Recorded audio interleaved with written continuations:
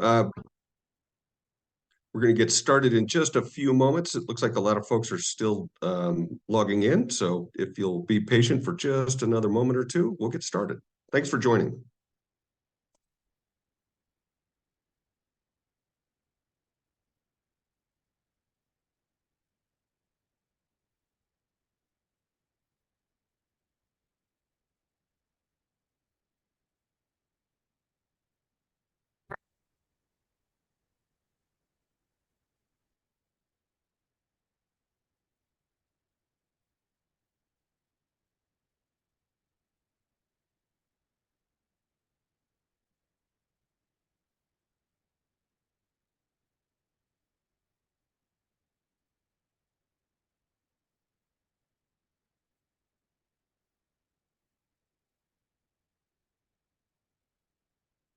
Okay. Good morning, everyone. My name is Joe Rowan, and welcome to our quarterly event, NoCo for NoCo Housing Now. Very excited about our presentation this morning. Got some great information that's going to be shared with you regarding 3D printing technology that has been introduced to Northern Colorado through partnership between Alquist, which is a private company, in the City of Greeley. And their further partnership with the Habitat for Humanity of Weld County. And so we're very excited about the presentation that we have this morning. Before we get started, I just want to, first of all, thank you all for taking time to join us. And second, I need to make sure that we all recognize our sponsors that make these programs possible. So first and foremost, I'd like to thank Kaiser Permanente for their generous support, Brownstein, Ent Credit Union, New Colony Apartments, Northern Engineering, Somerset Apartments, and UC Health. We have a great panel with us this morning, and we'll take just a moment to introduce them and then ask them to, again, fill in the blanks on who they are, what they do. But we do have Zachary Mannheimer, who is the founder of Alquist. And they'll be joined with Ashley Wiesner, who is with the City of Greeley. She's a housing manager for the City of Greeley. And then Sherry Witt-Brown, who is executive director of the Habitat for Humanity of Weld County. And she's going to share with us how they're utilizing this technology for their Hope Springs project, which is a very exciting project, a large subdivision that is being developed in Weld County. And with that, I'm just going to cover a couple of basics. Hopefully everybody is a master at Zoom, but to keep track of questions as folks come up, we do want to make this somewhat conversational, so invite you to ask questions as we proceed through the presentation. But so I can keep track of that, please do use the raise hand function at the bottom of your screen under reactions. Just if you would raise your hand, that way I know that you are in the queue and can call on you in order. We are going to kind of move through the first part of our presentation with Zach and then set some questions aside at the end. And then again, we'll proceed accordingly. So again, thank you all for joining us this morning. And with that, Zach, I'm going to ask you to just provide a quick introduction to who you are and who Alquist is, and then walk us through this technology. Sure thing. Thank you, Joe. Good morning, everyone. My name is Zach Mannheimer. I'm the founder and chairman of Alquist 3D. Very excited to be speaking with all of you. Obviously, I wish I was in Colorado. I am not, but I will be out there soon. And thank you to Ashley and Sherry for joining me on this presentation so we can talk about the future of 3D printing. The goal of our work is to solve the housing crisis that we see everywhere in America. Specifically, this focus is going to be in Northern Colorado, which is our new home, which we're very excited about. So I'm going to go ahead and share my presentation here, and we'll jump into that. I'll get this going here in just a minute. There we go. Okay. Oh, it's taking a second. There we go. Okay. So we're here to talk about 3D printing, and I'm going to preface this by saying that 3D printing is not the only way to solve the housing crisis. It's going to take multiple methods to realize this work, but we believe that 3D is one of the best ways to do it. And I want to share a little bit of the background of how we got into this work and why we chose it. So first of all, if there's one overall trend that's been happening over the past couple of years, is this trend of pandemic migration. And we see articles come out all the time talking about how bad mostly urban and city living is, and people are leaving and going to smaller locations. Cities lost population in 2021 for one of the first times in our modern history. There's a lot of reasons for that. Housing is one of the biggest reasons for why that happened, of course, but there's others. And this is not necessarily new, though. For the past 50 years, people have gone to the coasts of our country and then they left and went to other areas. And you can see it play out. A lot of our focus that we put on in Alquist is with rural and underserved communities. And you can really see that population loss from smaller communities play out here in this map. You can also see it play out in our congressional map. People are leaving the Northeast, they're going south, and they're going west. And that's good for you guys out in Colorado and bad for places like me where I am in Iowa. And this is a big reason why we wanted to be in Colorado in some of the areas that are experiencing some significant growth and, of course, are presenting the housing problem in even a larger way. Here's a map of where people went between 2000 and 2007.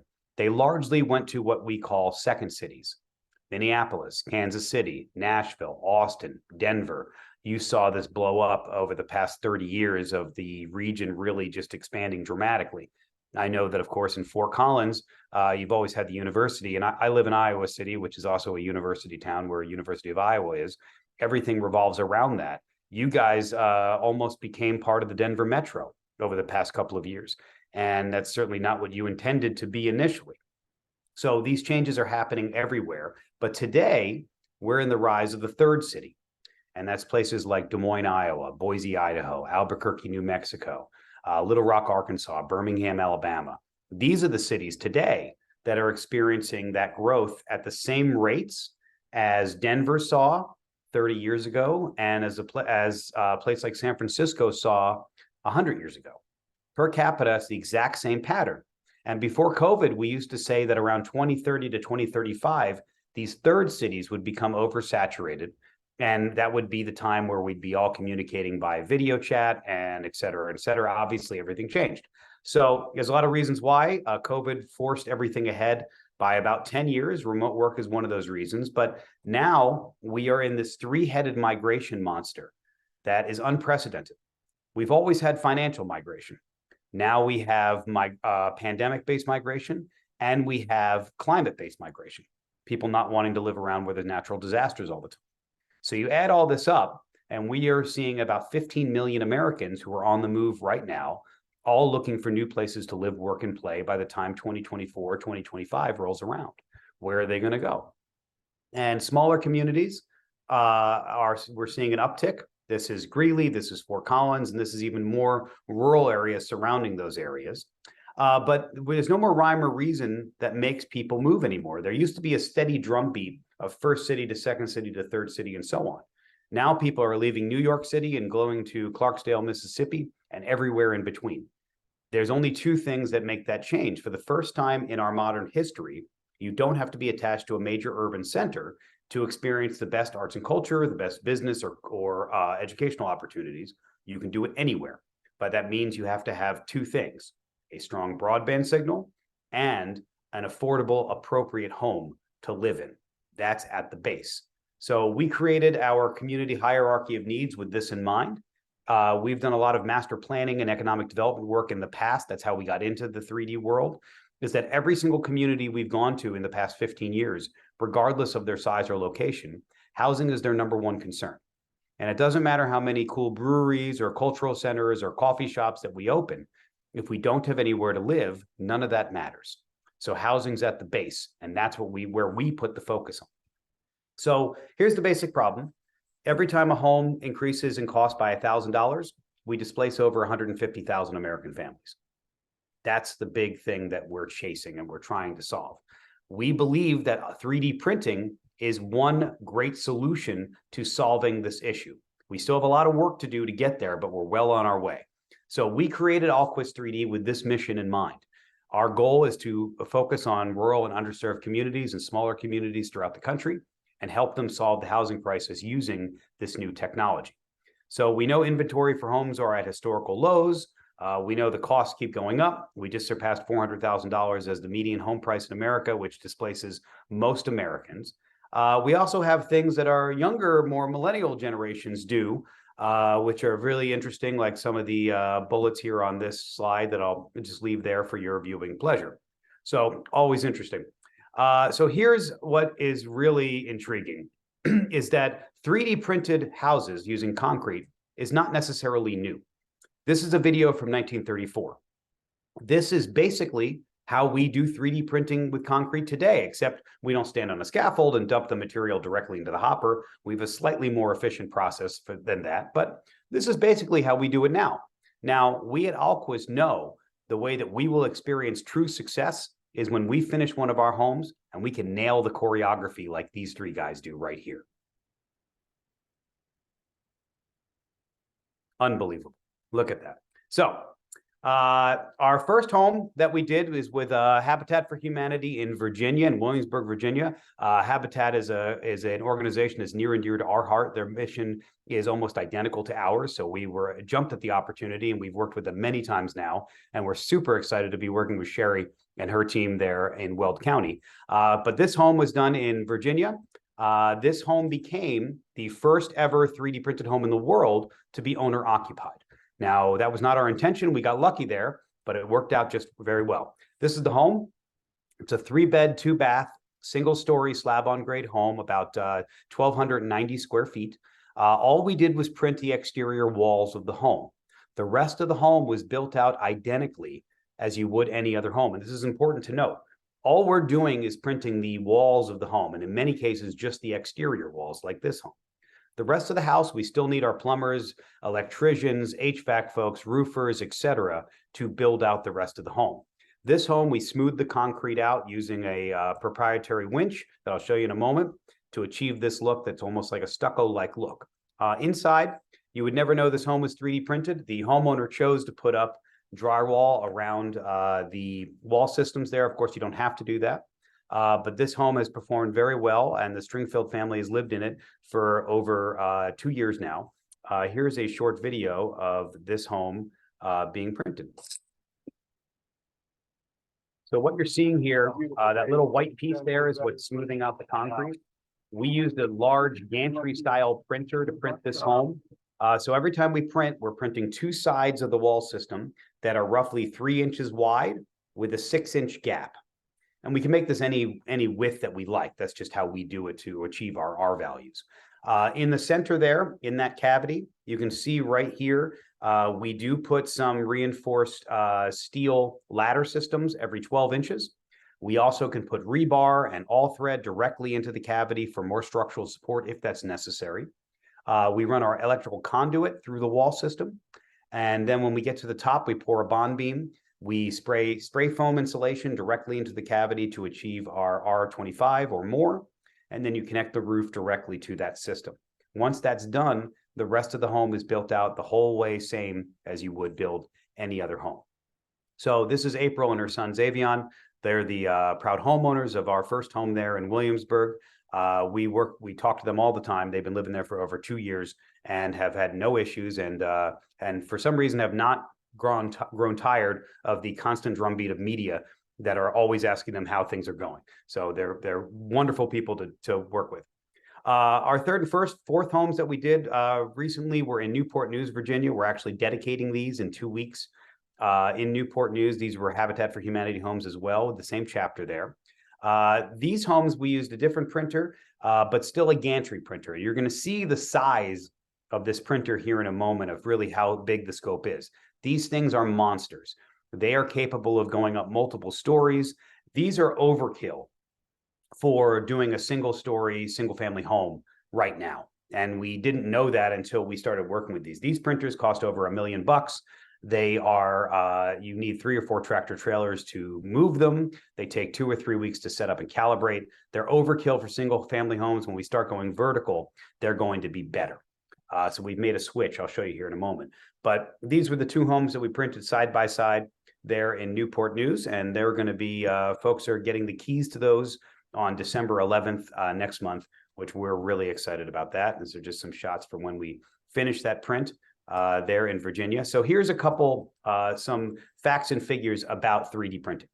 First of all, these first three pieces here are where you achieve the capital savings. We can reduce the home framing by at least 2 to 4 weeks, sometimes more, depending on how quickly we can go. Typically, if we're printing a 1,500 square foot home, we can print the walls of that home in about 20 hours of active print time. So if we have no issues on the job site, we can get that done very quickly. So that's savings number one. Number two, we only need, if we have an experienced crew, we need 2 or 3 people on the job site. An inexperienced crew, we need 4 to 5. Then you have material cost, which typically today is coming in at roughly a third less than traditional lumber would cost today. Excuse me. When you add all that up, that's where you're getting your savings. Now, today, we're seeing that if you're printing one home, the cost is roughly comparable to the cost of a regular stick-built home. When you're building at scope of 10 or 20 or more, we're seeing a 10 to 20% lower cost for housing by using this method, and it's only going to get better. Please note that in America, we've only been printing for about 5 years. So we're really at the cusp of where this industry can go. And we know ways to achieve even further savings I'll talk about in a moment. We also know, thanks to a study with Virginia Tech, that a 3D concrete home reduces your overall energy usage by at least half. Major savings there. We have 80% less waste on site. We use 70% less water than traditional methods. So we're much greener and we're getting more green all the time. The design is customizable. The life cycle of the homes is a very long time. These are concrete structures. We've been building concrete structures around the world for thousands of years. The only difference here is we don't pour it in a form. We extrude it with a giant robot, which is weird, but otherwise it is a concrete structure. And that's why these are durable. They can stand up to most major storms. They don't burn, which of course is important for you guys. And they can pass all local codes wherever it is that we are going. That has not been an issue whatsoever. We thought it would be, and thankfully it has not been. Here's how the process works. When we're designing the home, it's very similar to a regular process. The architect does their design using CAD software. We then take that design and convert it into what is called a G-code file. That's what talks to the printer through the proprietary software. Then we go on to the job site. We have 3 major pieces of equipment. You have your printer, you have a silo, and then you have your pump mixer. So we mix all our material on site. We take giant super sack 3,000-pound bags of concrete raw mix. That's a proprietary material that's dumped into the silo that goes directly into the mixer and pump system. That's where we hit it with water. That ratio is very important depending on the weather.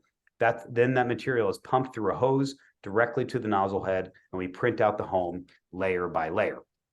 So we got lots of press from all around the world for our work over the last couple of years, which is exciting. But here are the pieces of the puzzle of this industry that really needs to happen. Globally, there's about 50 to 60 companies doing this work. Here in America, there's about 10. So it's really early in the process. This is kind of like Silicon Valley in 1972. There's only a handful of us. We all know each other. And for the most part, we play nicely in the sandbox. So, Zach, if I may, you froze for just a bit there. So, oh, I'm sorry. Let me jump into this slide here. Can you hear me now okay, Joe? Yeah. Great. So these are the things that have to happen to drop the cost. The robots. We need to shift from using that giant gantry to smaller robot arm systems like the one you see here. This system can be put on a flatbed truck and be pulled by a tractor trailer, or excuse me, a pickup truck, and it only takes about 2 to 3 hours to assemble. It's much more efficient. We need a better experience training program, which is what we're setting up there in Greeley. I'll talk about that in a moment. We need to make localized material and stop buying our material and shipping it across the country, which costs a lot. It's terrible with supply chain, and it's not good for the environment. We're going to be doing that in Greeley. So all those pieces of the puzzle have to happen. So as I said, we're moving to Greeley. We have moved to Greeley. I need to update this slide. Our whole team should be on the ground there by January. We're going to be working with Ames Community College. I'll talk about that in a moment. But we're partnering with Sherry and Habitat to be part of the Hope Springs projects and hopefully other projects throughout the county there. We're going to be printing infrastructure as well as housing. And we're going to be creating lots of jobs. And I'll talk about that here in just a moment. So our robot is the one I just showed you. This is the proprietary machine that we're creating. We're going to start manufacturing these machines in Greeley by late 2024, early 2025, once our facility is up and running, which we're really excited about. You can see the how quickly this robot moves, and it's much better than the gantry systems we're using. It's remote controlled. And so this can go from one job site to the next very, very easily. From a design standpoint, we can play with lots of different designs. We can smooth it out like you see here to make it look almost stucco-like. You can have all sorts of different shapes and designs. None of these cost more money than the other. It's simply the swap of a nozzle head from the actual extrusion point on the machine. The material is probably the biggest lever that we need to pull on. We're now using tech cement. This is a proprietary material we've been working on for 2 years now. This mix is dropping our cost by at least half from what we were using before. It's also non-cementitious. So it's a geopolymer. It's much better for the environment. We're hoping that by next summer, after our experimentation, this material is going to be carbon negative, meaning it's going to be sequestering carbon from the environment just by sitting around being a wall. This is the future that we need to move into. We're not just printing homes, we're printing infrastructure. We're starting right now with curb systems and retaining walls that we're printing in Greeley for the city of Greeley right now. And we want to be doing that in other locations around northern Colorado. We can make curbs and gutter systems much cheaper, stronger, and more environmentally sound. This is where we're headed. So I want to take a moment and talk about why we're called Alquist. My background is in theater. So of course it makes total sense that I now run a construction company. But Alquist is the name of a character from a 1920 Czechoslovakian play that nobody's ever heard of called RUR. This is the piece of literature that coined the term robot. The plot of the show is man invents robots to speed up his manufacturing facility. The robots don't like how they're being treated. They rise up and they kill all the humans. Spoiler alert. But there's one human, Alquist, who's the main engineer, who is spared by the robots because he's the only one who believes that robots and humans can coexist together peacefully. So we're called Alquist as a reminder that we are using automation to replace human jobs. There's no way around that. We have to own that. But we believe we can create far more jobs than may be lost by the framers. And that's why we believe strongly in a workforce development program. So we are doing this right now with Ames Community College. Next year, there's going to be an 8-week certificate course offered at their Greeley campus where you can go through that program with no prerequisite whatsoever. And at the end of 8 weeks, you'll be certified to be a 3D concrete printer, and Alquist will hire you. And we've made an agreement with the city and the state that whenever we hire, anyone that goes through this program will receive preference and priority when we're hiring. Many of those folks will stay in Greeley, others will go to our partners around the country. This is by far my most exciting part of this piece, is how many jobs that we can create using this new technology. And you don't have to have a 4-year degree. You can get into an exciting new market with a good paying salary and keep moving up. And we want to start with kids when they're really young, not just high school and college, when they're really young. I'm kidding. These are my kids. So we're also putting every Alquist home comes with your own personal 3D printer built into your kitchen, just like a microwave. We're doing that because this is the future of home renovation and repair. Anytime something breaks in your home or you want to change the aesthetic look of something, you're not going to go to the hardware store anymore. You're going to go online, you're going to download a file, and you're going to print it out yourself. So we give the homeowner not just the printer, but a jump drive with a dozen different designs of sink faucets, light switch covers, doorknobs, drawer pulls, etc., that are all on there, and you can change the look and feel of these anytime you want. This is where things are going to be heading in the next couple of years. We're trying to get a jump start on it now. So here's just some video of our current prints that are taking place in Iowa. We're finishing these up before we come out to Colorado permanently. This is the Rick robot machine that I just showed you. We love this thing. It's so mobile. There is one of these in Greeley right now that is sitting at Ames, and we start right after the Thanksgiving holiday printing curb systems in the warehouse there at Ames, which we're really, really excited about. Those are going to start getting installed next year. So 3D printed homes, our goal is to save at least 30% versus stick built. We're not there yet today. We're headed in that direction. In the next 24 months, we need to hit that goal. And the folks in Greeley and in Ames are really helping us to be able to achieve that. To sum up here, it's 15 million Americans on the move. Many of them are already coming to Colorado. They're already coming to your neck of the woods. Fort Collins, especially, you've done an amazing job over the past couple of decades of recruiting folks and companies and businesses, and that's because you're a cool place to be. You've done a really wonderful job. I have a background in creative placemaking and economic development. I try to help communities look and feel more like what Fort Collins already is. So now that you've achieved that, what's the next step? How do you bring this new technology in?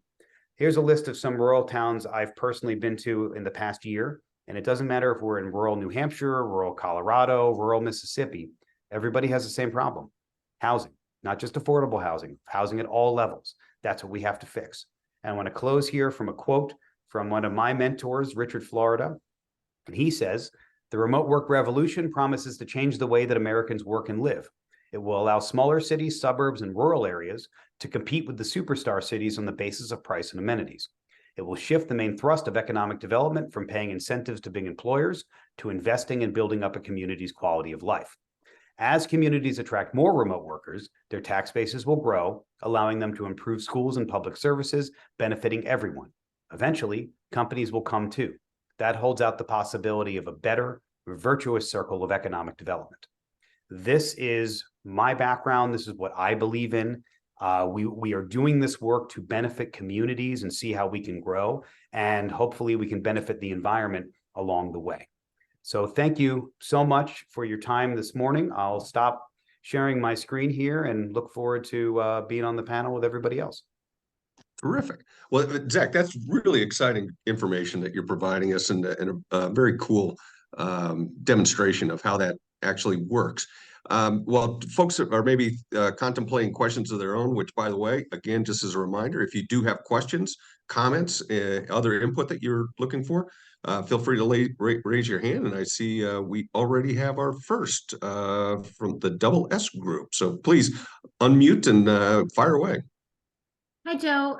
This is Sean, and I was just wondering, it might be a dumb question, but we like basements here in Colorado, and what we saw was on slab. So does this, I'm assuming, would work for basements as well, and then build on that?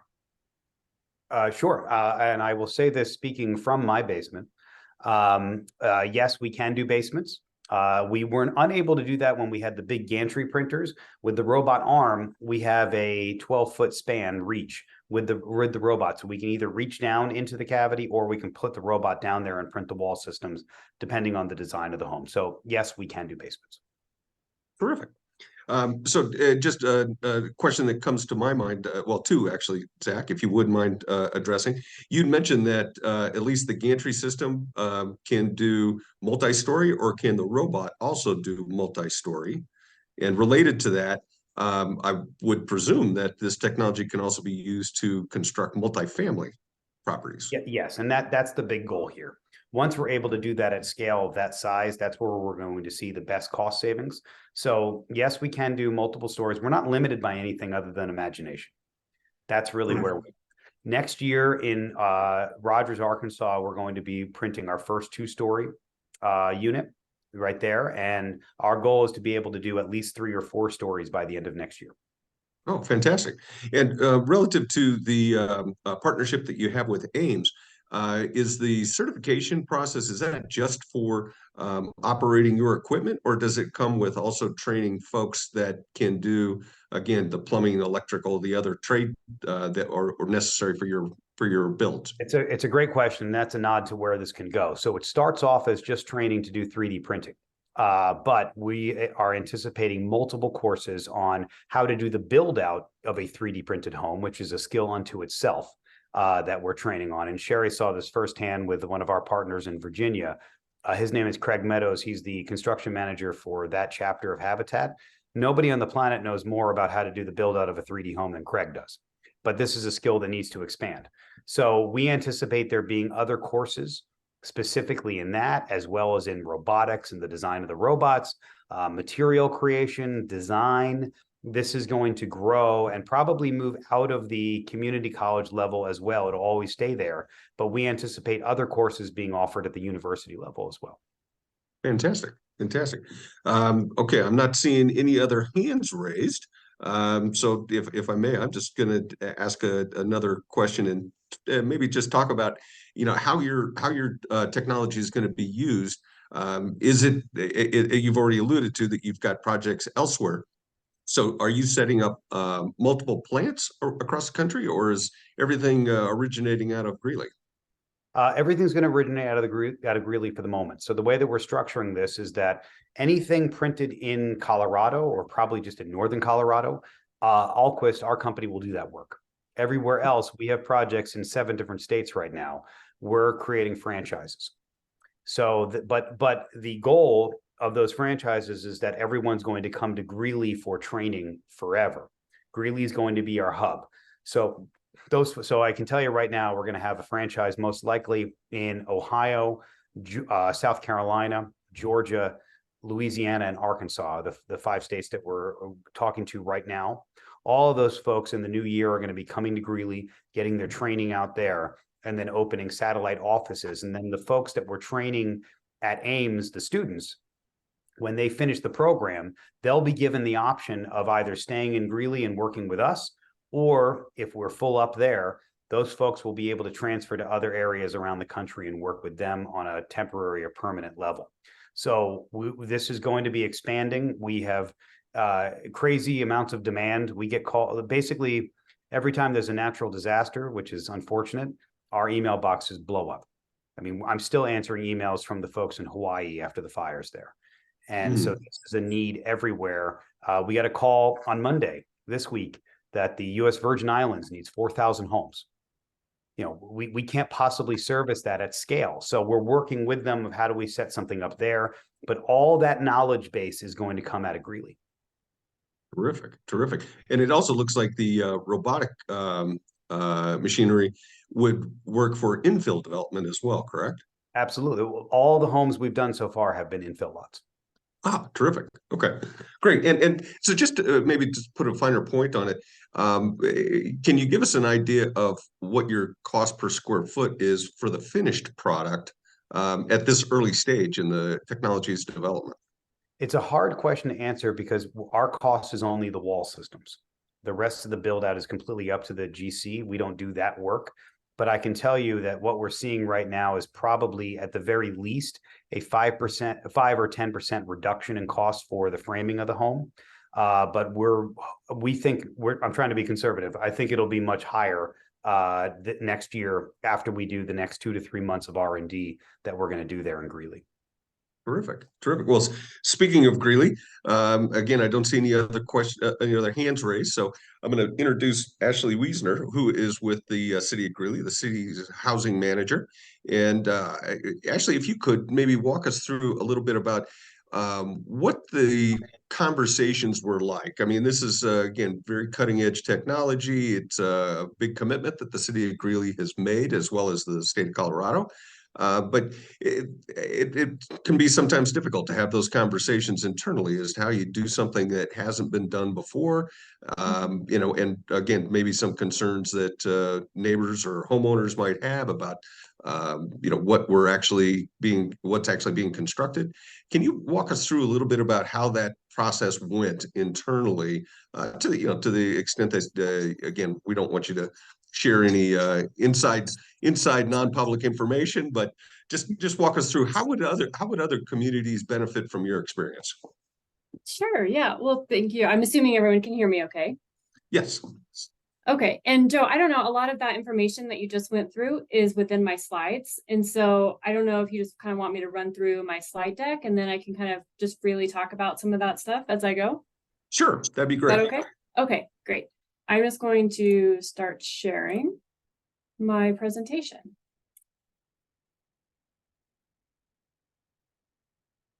I'm assuming everyone can see that all right. Please let me know if you can't. So as Joe mentioned, I'm here to present just the local government perspective. I am the affordable housing manager. I've been with the city now I just hit my year mark. And I have been in affordable housing since August, but I did move over from the finance department. At the end of my presentation, I'll have my contact information as well as our economic development director, who unfortunately was not able to make it today. So those would be two great contacts, myself and John, to be able to reach out to for anyone that had any additional questions from our presentation. So as Joe had alluded to, why bring Alquist to Greeley? Well, those conversations, he said, were touch and go. We were very excited to bring Alquist here. We know that Greeley is a prime location on the Front Range for business growth and development. And as many of you know, we are the fastest growing city in Colorado. We had 30% growth from 2010 to 2022. And it's really because of that, we have great opportunity to bring a new level of technology to the area, not just to Greeley, but to all of Northern Colorado. And Greeley just offers really a high quality of life for our workers and family. And this growth and development within our community establishes some really great workforce partnerships. So this innovative approach to technology and addressing our affordable housing need in Greeley. Actually, if I may, you froze Yeah. up there. Can you start back with that last slide?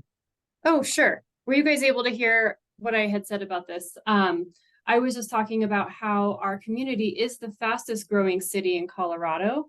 And because of that growth and development happening within our community, it's a really great incubator for workforce partnerships. We have an overall high quality of life for our workers and families that come into Greeley. And so as we talk about this innovative approach to addressing our affordable housing needs, we recently completed a housing needs assessment survey that indicated kind of what we were seeing with our trends, but Greeley is needing 19,400 units over the next 20 years, and nearly half of that demand is for units at or below 80% of the AMI. And so bringing Alquist and this technology really serves as a tool for a possible solution, as Zach had alluded to affordable housing shortage, and not just affordable housing, but all housing. These homes, as you just heard from him, are constructed at a faster rate, they're energy efficient, and they're cost effective to maintain. And as you heard, they are a safe and quality constructed home, which is extremely important for our families to get into those types of units. So our workforce development component, the city was extremely excited to bring Ames into this mix and partnership with Alquist, because really what we're doing is we're engaging with students to learn how to integrate this new technology in the construction industry. They do have that certificate in 3D printing for home building offered through the construction management department. And as Zach had alluded to, we are bringing in high-paying jobs, 79 new jobs to be created with an annual average wage of $73,987. And as you had heard, Ames providing the office and training space on campus. So the city is extremely excited about this new development happening.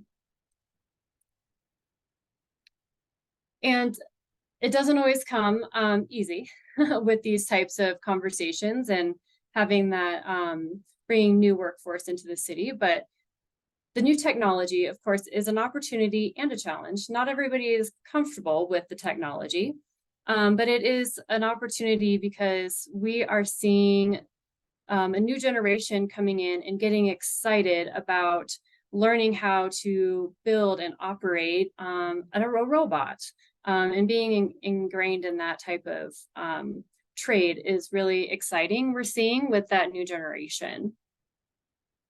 We're also seeing an emerging cluster with alternative construction technologies in Northern Colorado. But also some of these conversations, as you had alluded to, Joe, really the key to the successes of this is really bringing key stakeholders to the table. So it's not just a housing initiative. We have to include economic development. We have to include our nonprofits, and you'll hear from Sherry after my presentation, which was a great partnership and a super exciting one for us, but also partnerships with our public works department. You know, as you had heard, we're doing sidewalks, curbs. I believe drainage is also going to be a part of that, but also getting our council on board as well. So a little bit of back and forth with some of those conversations. Ultimately, it all was successful for us. And I think just having those key stakeholders to the table is a huge part of the successes in bringing Alquist to the table. Our incentive package, so Zach had alluded to as well, you know, we have incentives coming from the state and from the City of Greeley. It's a big part of the economic development side of it too. The city takes great care in ensuring that we bring quality businesses to the city and taking care of them and making sure that they have what they need for their growth. And there's always a certain level of risk. I know that's probably assumed in here, but I wanted to throw it on here because there's always a risk that the city is going to take with this. But we feel very confident and very connected with Alquist, and we're very excited about where this company is headed and what it can mean for the Greeley and Northern Colorado in general. So here are the contact information for myself and for John Hall. And again, I apologize, he was not able to be on here, but I would encourage you all to please reach out to John as well for any of those economic development questions. So that is really what my presentation is for you all. Terrific. So thank you. Thank you, Ashley. Again, feel free to raise your hand if you have questions, but Ashley, if you could maybe dive just a little bit deeper in the level of partnership that the City of Greeley has taken with Alquist. Sure. And Zach, I don't know if you want to chime in a little bit with this too. I know it's kind of an informal conversation between us, but the level of partnership, let's see. Zach, did you want to take the first cut at that? The question was what's the partnership level with the city? Mm-hmm. Mm-hmm. So we all now work for the City of Greeley. No, I'm joking. The level of partnership that we're looking at is how when it comes to new affordable housing units in the city, we're going to be one of the solutions. So they're going to notify us when there are potential projects. Doesn't mean we are going to do them, but we're going to be able to bid on them like anybody else. But where we're starting is on the infrastructure side. Yeah. So we already are working directly with the Public Works Department. We're printing a mile of curb structures right now at Ames. And then we're doing a ton of R&D with them there's 18 different designs of things, public infrastructure that they want us to be printing, from flower pots to retaining walls to underground culvert systems, et cetera.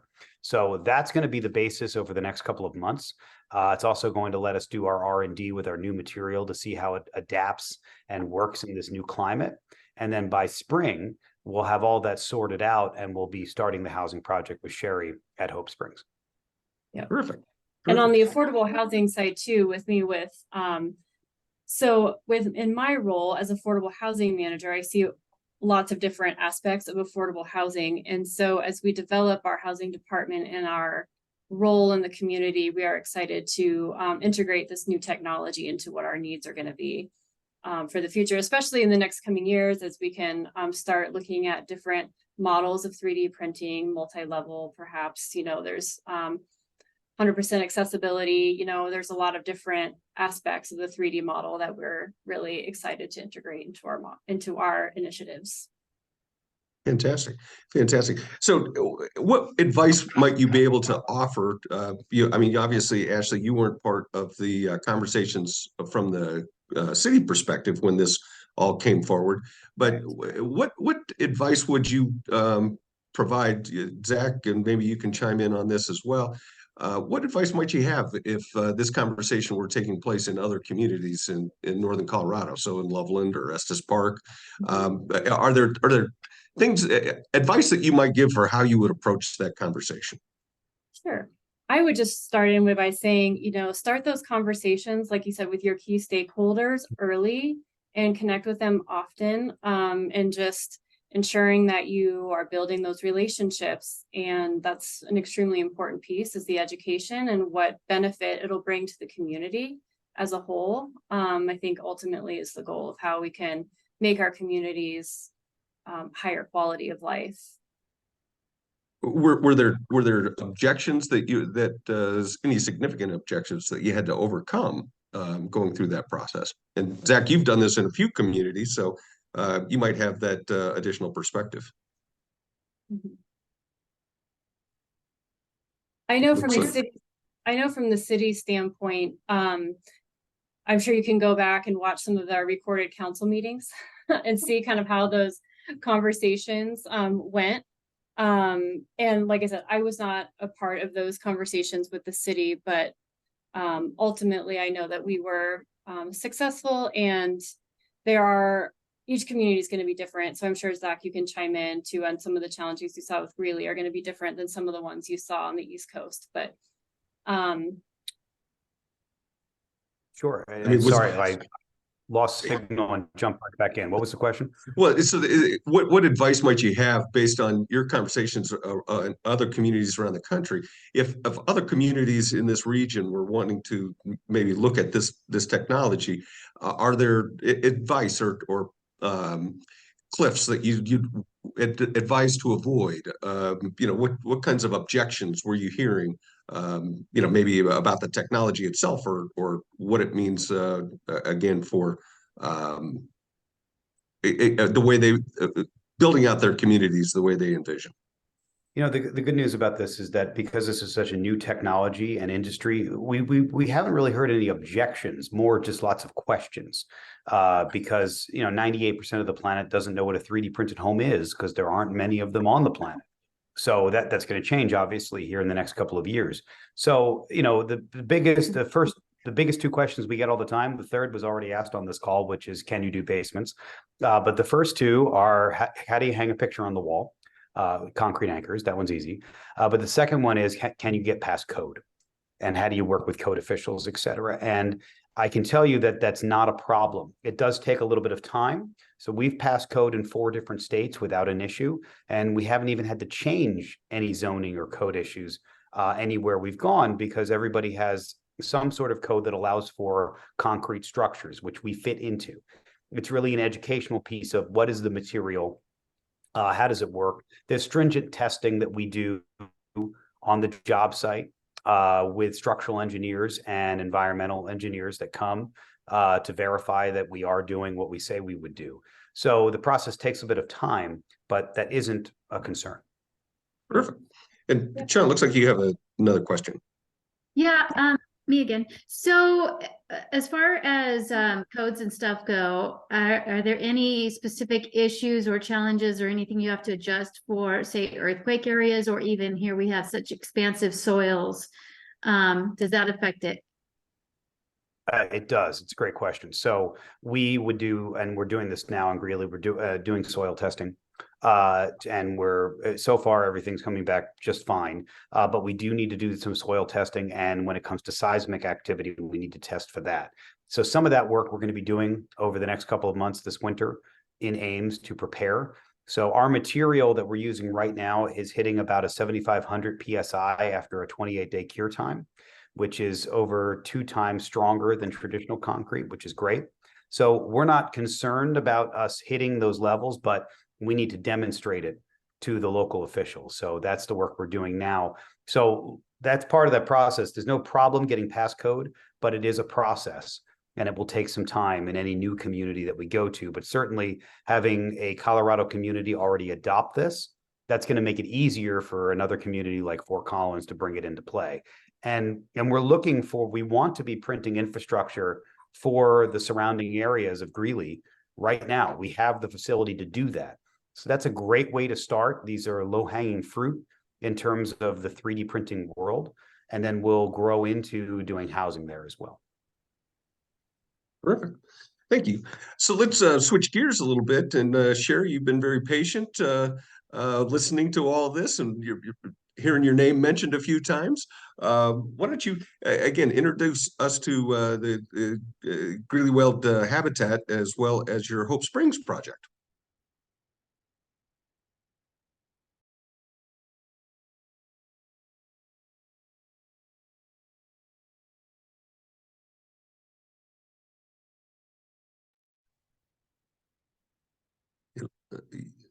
And you are on mute in case you weren't. Of course I am. Yeah.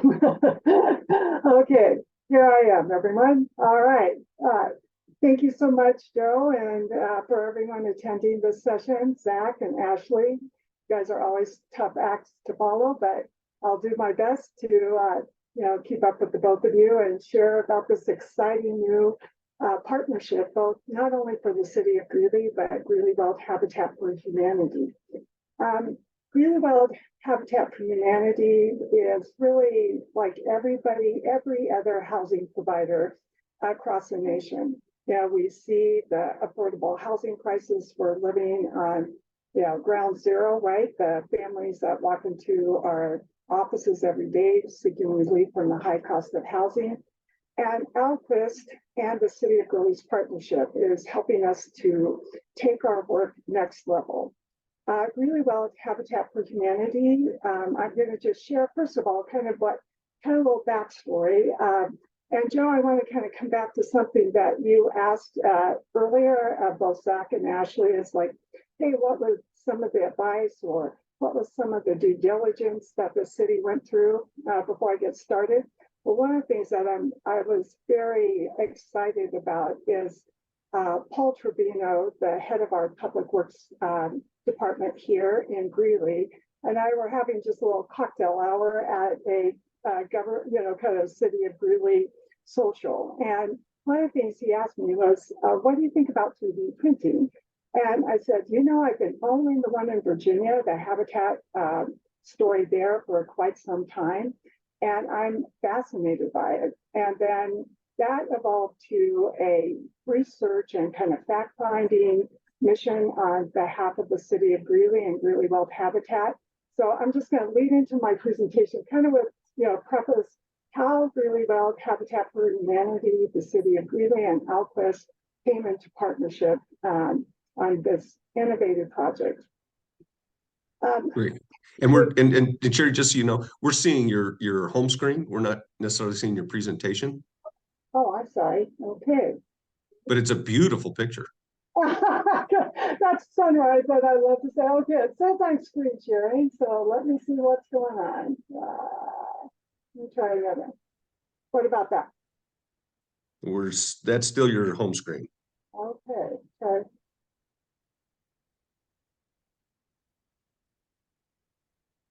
Anything? There we go. Ah, fantastic. I would beat the tech challenge just because I'm the oldest one in the room too, I'm sure of it. But anyway, I won't go. Ashley did a great job of framing the need for affordable housing. In Greeley alone, there's over 5,010 units needed just right now for our community. And unfortunately, we see this, like I said, day in and day out.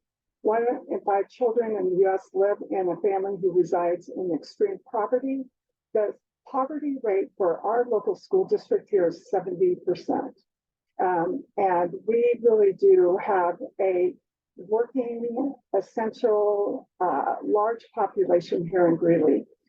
They have jobs, but unfortunately are not well paying enough to afford the average price of a $446,000 home here in Greeley. Greeley Weld Habitat really did set out about 8 years ago to develop larger scale communities that could serve more people in our community. And I think the great pandemic shined the light of the inequities that exist between those who could work at home and those who had to go off and run the jobs that put food on our table, kept our hospitals going. And it really did, I think, it like never before in our future shows the inequity that exists in housing. Let me go to my next slide.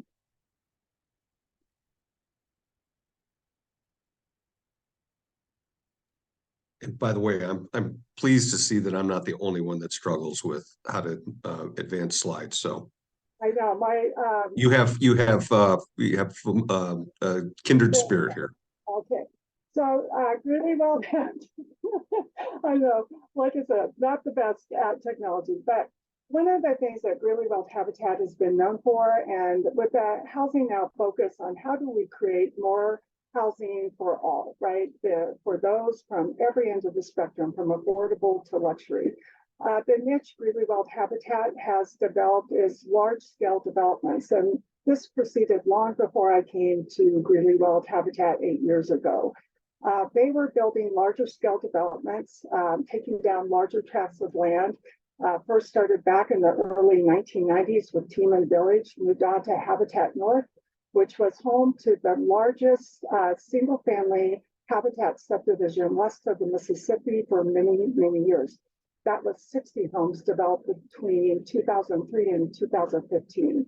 I'm going to fast forward because I don't have a lot of time to go through all the different ones, but I do want to hit the key ones.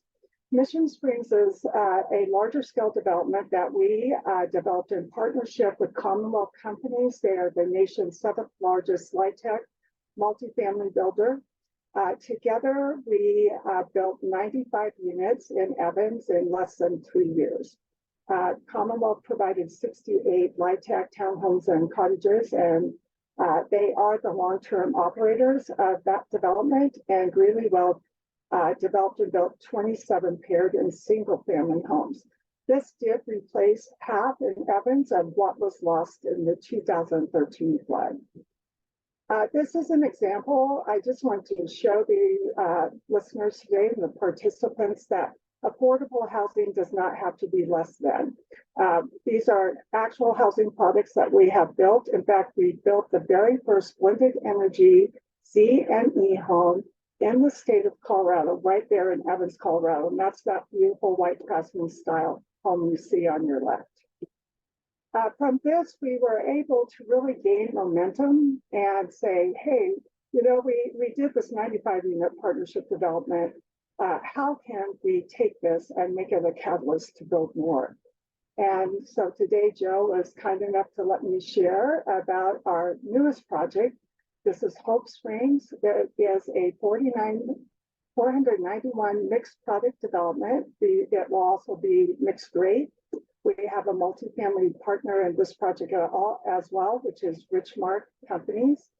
Richmark will have kind of that center piece you see there, the rectangular piece. They will have 320 mixed rate multifamily units.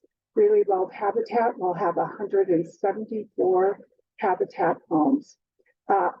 It's important for us in community development not to just build housing, but to build communities. So we are very intentional about seeking out partnerships that will enable us to deliver a quality community that everyone wants in their backyard and you would want to live in too. I'll back up. I do want to point out on the left-hand side of the development is an on-site childcare center that will be operated by premier childcare provider ABC Childcare Services. And I'm going to talk a little bit more about amenities here in a minute, but this is an innovative, climate-friendly, water-wise, affordable partnership community. This photo is from yesterday. We started the civil infrastructure on this project September 6th, and we are already laying down asphalt. And so we could not be more thankful for this long Indian summer that we've been having, which has enabled us to be ahead of schedule by 3 to 4 months on our horizontal. And when you think about those of you in the development world that can wrap your brain around 42 acres of development, moving that quickly, putting in public roads, infrastructure, it's pretty incredible how fast this project is moving along. And again, we will have a total of 174 units, 154 will be paired homes. Alquist, we hope, is going to be building the lion's share of those homes or in partnership with us, and 20 single family homes. It will be an HOA community, so you know, the common grounds will be maintained by the HOA for the community. professionally maintained common spaces, and again, a mix of housing projects. Our amenities, as I've said, include the on-site childcare center, walking and biking trails, a new urban design community, including a super sweet mini pitch soccer field that the Colorado Rapids are going to help us build and fund. And they are actually going to come up and run clinics for the Habitat families, well, and directly any children in Greeley that are playing on those fields. We also are developing what's called natural playgrounds. There is one in Boulder. This is actually the picture of it above, which is more organic kind of play systems. And again, we want universal amenities. Our families are very multicultural, coming from many countries. There's over 70 languages spoken in our Greeley Evans School District. And so we are building not just communities for Americans, but really communities for all cultures. And I don't know about you, but every single country that I know of has one of those little soccer fields that you see in the photo here. This is also walkable. Walmart is actually just a 1 or 2 minute walk away from this development. The best performing charter school in the city is right adjacent to the development. It's walkable to the public library, shopping, all from this development, 5-minute walk. So a family doesn't have to get in their car and drive across town to go get groceries. They can literally just walk to the store in 3 to 5 minutes. We're also very water conscious. I serve on the City of Greeley's water board, and everyone, we don't have to say this to anyone in the Western states, water is gold, right? So we are doing a WaterWise EPA Water Sense certified development. It is extremely climate friendly, and I'm working with a funder right now, hopefully to rooftop the solar of adjacent Kmart building and make this a fully ZNE community. And that's where, again, the 3D printed homes will really come in and help achieve an even superior climate friendly community. So, we really feel fortunate to be kind of leading the way in a model development that no one would even consider being affordable, but yet it will be. Developments like this take a lot of community partners. And this was a picture of our ground blessing last fall. And we've had investors all the way from U.S. Senator Hickenlooper with a CDS award of $2.57 million. By the way, the civil infrastructure for what we call horizontal alone is around 13 to 14 million for this project. And so we are just grateful to everyone from U.S. Senator Hickenlooper to the City of Greeley. Raymond is our city manager. You see there, Tyler Richardson and the Richardson family donated the land and water. That was an $8.8 million donation. And I think I have a slide about this, so I'm going to keep moving along just so I stay on track with my time. But this kind of shows you the different partners that have come in and invested in the project. And I am pleased to share with you this morning that we are fully funded on the horizontal going into this project without any debt. So that's a miracle in and of itself in our world. Hope Springs will invest over $100,000 in land development and new construction dollars in Weld County. In fact, we hired local Windsor contractor GLH, and so all of the jobs are being filled by local contractors and employees right here in Weld County. And, one of the goals of this development is we can end NIMBYism, right? I mean, we can develop quality homes, quality communities together so that everyone has a safe and decent place to live, a place to raise their families and build wealth and build economic security that will not only be for the families, but for the community. And this is where Alquist, I couldn't be more excited. Frankly, I was part of the City of Greeley's research and exploration team. And when Paul Trevino and I started talking about this, and Raymond Lee, our city manager, one of the things we really wanted to do was actually visit the Habitat affiliate in Virginia to see the homes under construction. I, as a stick builder's daughter and the owner of a custom home contracting company for over 25 years, I had a little bit of that Missouri show me in me, got to see it, feel it, touch it, see it.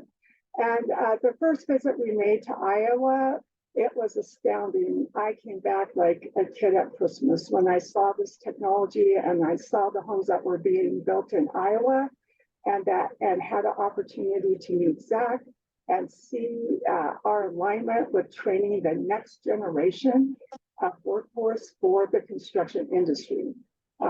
As everyone knows, well, at least a lot of people know that Greeley Weld Habitat developed a workforce training program 8 years ago in cooperation with District 6.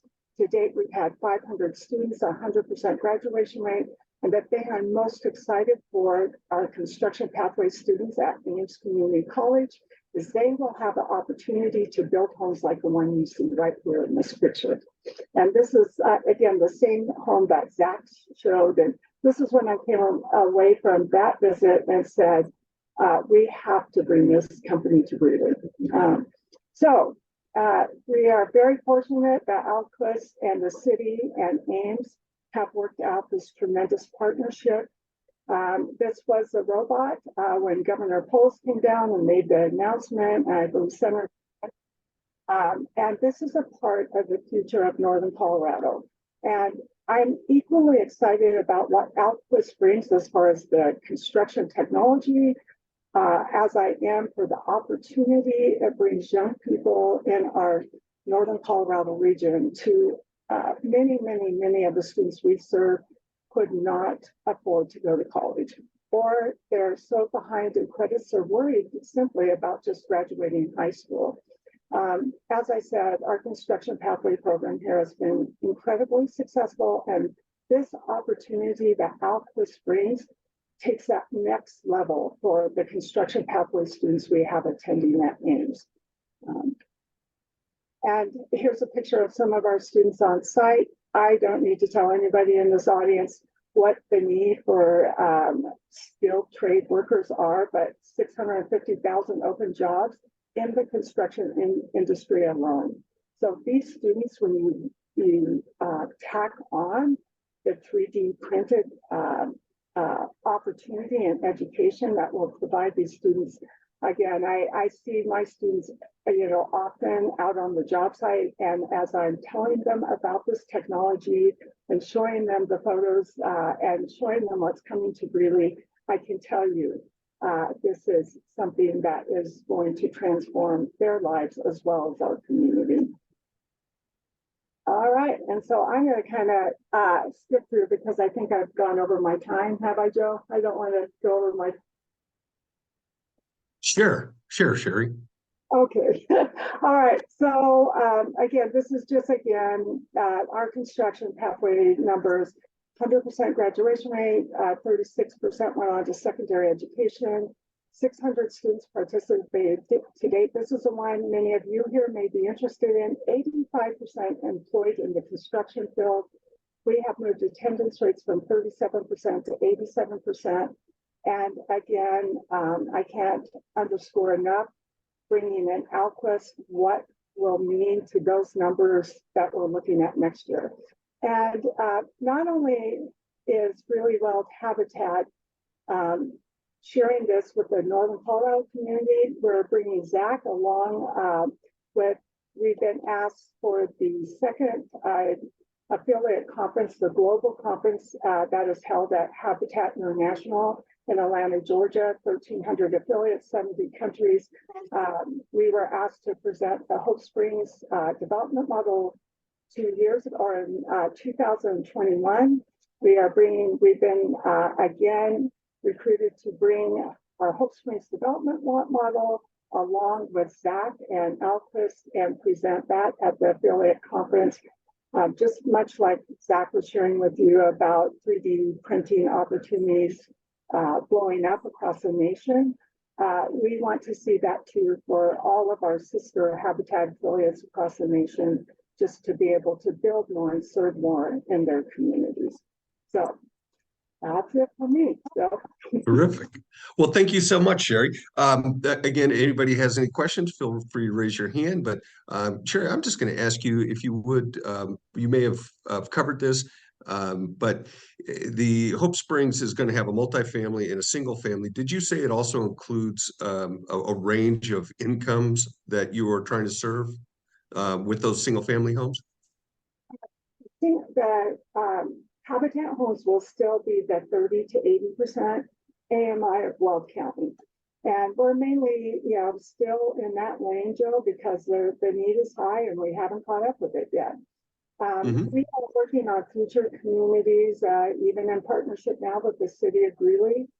One thing I forgot to mention, I'll double back, just let me answer that, and then I want to add something onto this. But the Richmark apartments will be the mixed income.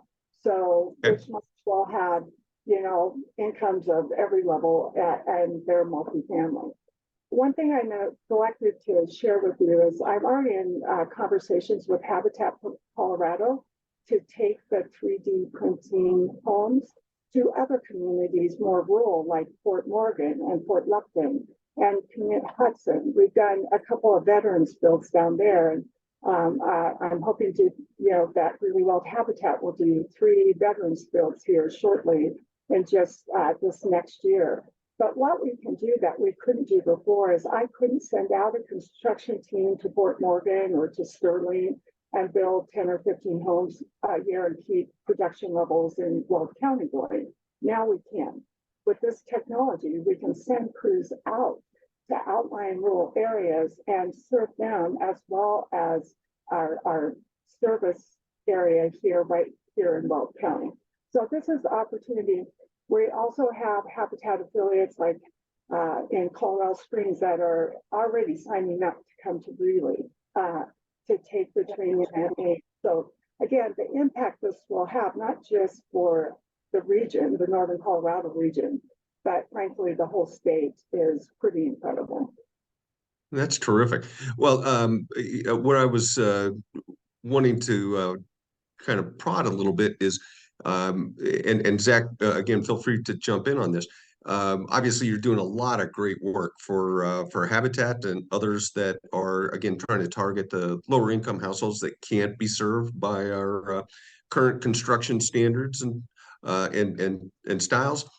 I'm just curious how much buy-in you are getting from market rate developers that are, again, trying to take advantage of this product, and is that finding some traction? Incredible traction. I mean, we get about 50 to 100 requests a week from all over the world. So at all levels, affordable, market rate, luxury, executive housing, et cetera. So there's no shortage of interest in this. I think, what we're trying to do is we've been searching. We've been a company for 3 years. We've been searching for the right location to put down roots and actually have the R&D center and have all our people in one place. So thankful that we have that now in Greeley. And that's before we take on larger projects, we're going to be spending a lot of time honing our work there. So it's anticipated that we were talking to a couple of different developers, private and public, throughout Northern Colorado right now about other projects. We're going to be working obviously with Sherry and the City of Greeley first and foremost, but we're looking for 2 or 3 other projects for next year that we can take on starting over the summer. And then we're going to see how we grow from there. Terrific. All right. Well, I think, again, it looks like there's no questions that are hanging out. So I'm going to take one more time opportunity to thank Sherry, Ashley, and Zach for taking your time, sharing your expertise, your very fascinating story. And we look forward to, again, following this project as you continue to build out. And I'm sure you'll be able to come back to us in next year and share all the wonderful stories about how this is really making a dent in that huge need that you've both highlighted. So thank you very much. I'm also going to take an opportunity one more time to thank our sponsors for NoCo Housing Now. Kaiser Permanente, Brownstein, Ent Credit Union, New Colony Apartments, Somerset Apartments, UC Health, and Northern Engineering. And again, just as a reminder, we do these forums once a quarter. And so as anyone that's been registered for previous events, you will receive two things. You're going to receive a link next week that will take you directly to our NoCo Housing Now library. So you'll be able to see a video of this. You can share that, as well as the materials that have been provided by our presenters. And then you'll also be receiving notification of future events, which again will take place likely in February or March of 2024. We're already at the end of the year. So at any rate, you'll be looking please look forward to both of those. And should you have any questions and you want to do further follow-up, you can see the contact information from our three presenters as well as myself. And we'd be happy to respond to any questions and any suggestions that anyone might have about future sessions. We invite you to chip in on that as well. So again, once again, thank you all for taking time to join us this morning, and wish you all a very pleasant afternoon and a great weekend. Thank you. Thanks, everybody.